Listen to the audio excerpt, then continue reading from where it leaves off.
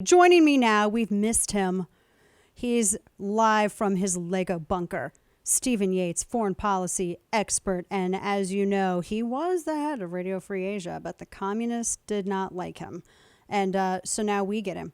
That's all right. And he's busy anyway. He's a busy man. He joins us now. He's also with America First Policy Institute. Good to see you. I'm so glad that you're feeling better. I know that you had a little trip around the you got sick overseas. I did, and it's good to be back. Yeah, I had my own dance with the devil from China. The Wu flu got me for a bit, kept me prisoner overseas for an extended stay in a quarantine. And I can't complain too much. I was well taken care of, but I can complain a lot about China poisoning most of the world and all the many of us who will spend the next several years figuring out what fun little tricks they've played on our bodies that doctors haven't figured out yet. Yeah, I know. That's always so. Yay, fun stuff for us to look forward to. Yay. Well, we're so glad that you're feeling better. I wanted to run this by you because I've seen this before, stories on this. Like, for instance, when Russia did their, I forget what they call it, where they have their big old thing in the Red Square and they have they parade their ancient military equipment and all that stuff. And normally, from what I've read, they're always reportedly joined by a delegation from Beijing. Beijing always sends somebody over. Well, they didn't have anybody sitting with Putin this year. And then now there's new reporting, and this is coming from Reuters and Washington Post and other sources, where China has repeatedly rejected Putin's requests for economic support. And I don't think that at all, we're not allies, and we're not even remotely closer to being allies just because they've done this. But what is their reasoning, their rationale for not wanting to aid Russia? Because they could indebt Russia to them in a way, but they're choosing to keep their powder dry. Why?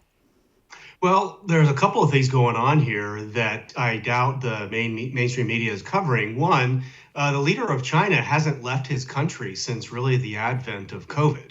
And so could it be that the Chinese know more about their virus than everyone else? And so they're taking exceeding precautions for their top commie, not going other places. He's met with people in his country, but he's not even going to neighboring countries for stuff. Number two, they just spent the last 2 months shutting down their most populous cities. That has to have a massive political, economic, and other kind of impact. And number three, they are headed into the fall for a contentious leadership struggle. It has been taken as a foregone conclusion that Mr. Winnie the Pooh, Xi Jinping, is going to get a leader for life status. And maybe that's true, but every once in a while, the commies decide that your life is shorter than you expected.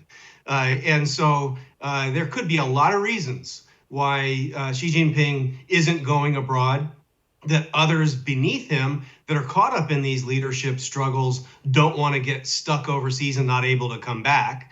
And it may turn out that China's economy is hurting way worse than reported, which I could think is near certainty. And they don't have a lot left to give.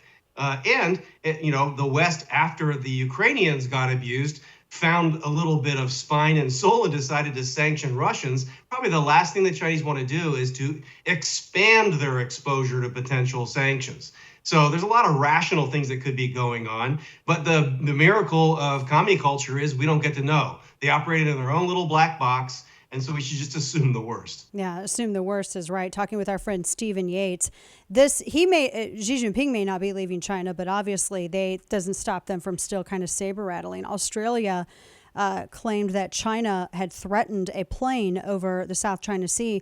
They say a Chinese fighter jet carried out dangerous maneuvers, threatening the safety of one of their maritime surveillance planes over South China Sea. Now, I believe it because they've been doing this to Taiwan. What is Australia's? Explain to us what are they doing observing the area with their aircraft? Well, historically, the United States has relied upon Australia to expand capability on their near abroad. A lot of us grow up just thinking of Australia as a small island on the bottom of a globe that we play with at home. It turns out it's a big continent, but it's really far away, but it's close to Southeast Asia and the South China Sea and a lot of the Pacific islands and territories where China has been trying to snap up allies and trying to break off supply chains and sea routes. And so historically, the United States has partnered with Australia, and really Australia taking the lead in these areas. I think the story you point to is especially significant because China in the past would do this kind of stuff to us. That's what happened on April Fool's Day 2001 with the EP3 that got hit and had to emergency land on Hainan Island. But they haven't been as aggressive doing this to the Aussies and others. Australia's just had a new election.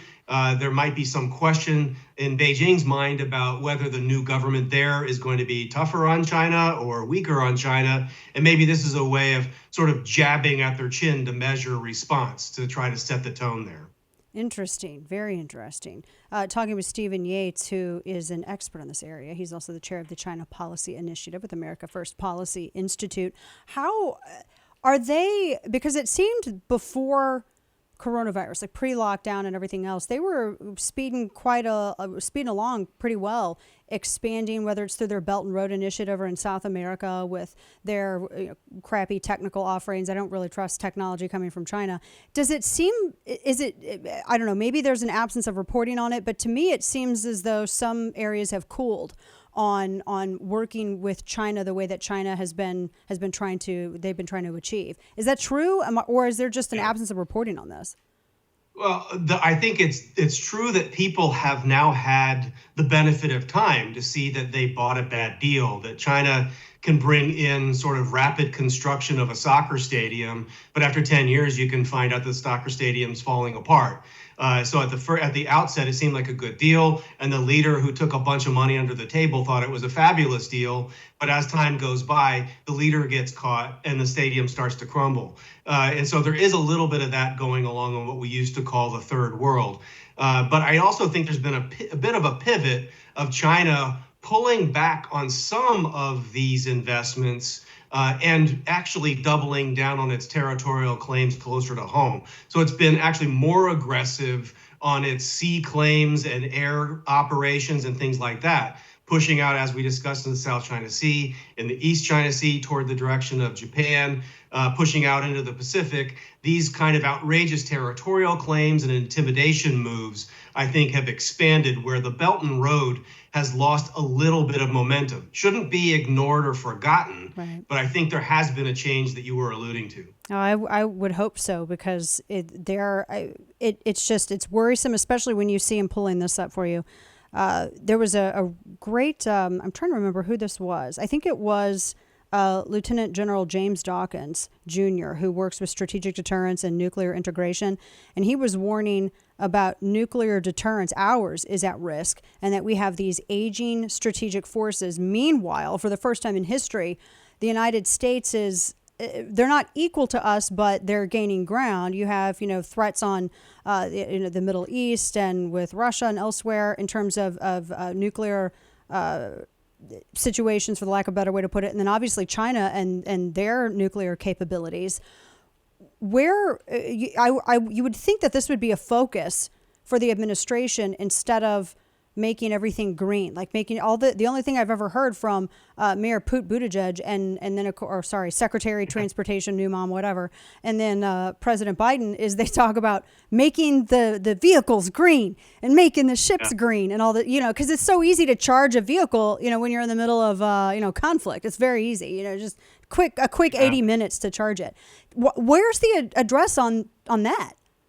Well, both in foreign and domestic policy, this is irresponsible to the point of insanity. I mean, no one is walking around in today's America looking at empty shelves in parts of grocery stores, noting the high price of gasoline and walking around saying, the main problem is I'm choking on polluted air or I have dirty water. They have very real world problems at home, and abroad, no one can say that the sort of cavalcade of travesties and misguided decisions by this administration on foreign policy, from the Afghanistan, sad, weak, tragic death involved withdrawal, all the way through what I think can only be described as a tragic slow burn on Ukraine, where NATO and the United States failed to deter. And we've got these other things that we're just slouching toward, maybe potential conflict in other areas. And no one in their right mind can say, you know what would turn all this around is if everyone was driving an electric car and we had an app that could measure each individual's carbon footprint. I mean, I'm a gadget guy. I like the idea of a fast computer on wheels. I might play with that, but it is not going to make the world safer, and it's not going to make the earth cleaner. No, I completely agree. One last question for our friend Stephen Yates, and I wasn't going to bring this up initially, but I want to make sure my thinking is clear on it. It's a Reuters piece. It came out just yesterday. Biden's waiving tariffs for 24 months on solar panels that have been under investigation coming from 4 Southeast Asian nations, Cambodia, Malaysia, Thailand, and Vietnam. And apparently there was this months-long investigation into whether or not they were circumventing tariffs on goods made in China. Is this just to make sure that we're just not, are they using those countries as a stop-off so that we look and, oh, it came from Malaysia. At least it's not China. It's okay. We're not going to penalize it with, higher tariffs or whatever. Is my thinking correct on this? I think it's 100% on target. It's like when NAFTA was passed and made in China goods were made in Mexico. So it's just... this is just the way, if you squeeze the balloon, the oxygen finds a place to go. And That's for a good way sure, to put we it. don't have the quality control to track this stuff down. Need to get a pin. We need a pin now. Exactly. Pop that balloon. Yeah, exactly. Stephen Yates, always such a pleasure. And folks, you can follow him on Twitter as well. And I had your Twitter handle up here because it always fills it in for me. What's your Twitter handle? I never remember anybody's. Yeah, Yates Comms. I knew that. At Yates Comms. It's like your own phone numbers. I don't know anybody's number because I can just hit their name and it does it. Stephen, always so good to see you. It's where we communicate. Yes. Thank you so much for your time. Appreciate you. Take care, Dana. Thank you.